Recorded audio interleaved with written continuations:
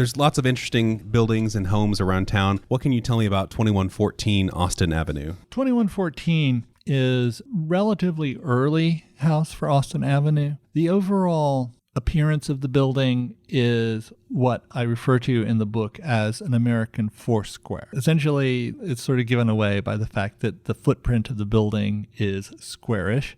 There's a hipped roof that's somewhat close to being a pyramid, if not exactly a pyramid.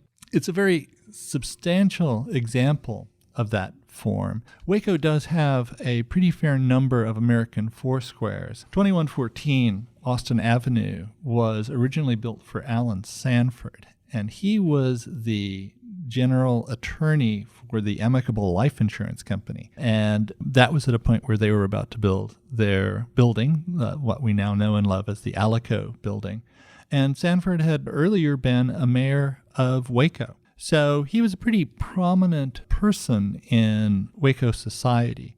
Interestingly enough, he didn't stay that long in the house. It was finished around 1912, 1913, something along those lines. By 1917, it was owned by Edward C. Barrett, who was a vice president at the Cooper Grocery Company. Again, being a vice president at a major company like that puts a house like that in pretty elite company. The fact that it's on Austin Avenue, that was a pretty distinguished address in addition to that. And having people like Madison Cooper living and the McClendon family starting in the house at 1810, but they end up building further up the avenue as well. Austin Avenue really has been an elite address in Waco for a very long time. The next door neighbor was Pat Neff, who had been governor of Texas, and also at the time he was living next to 2114 was the president of Baylor University. So he's a very important person in Waco history and in Texas history.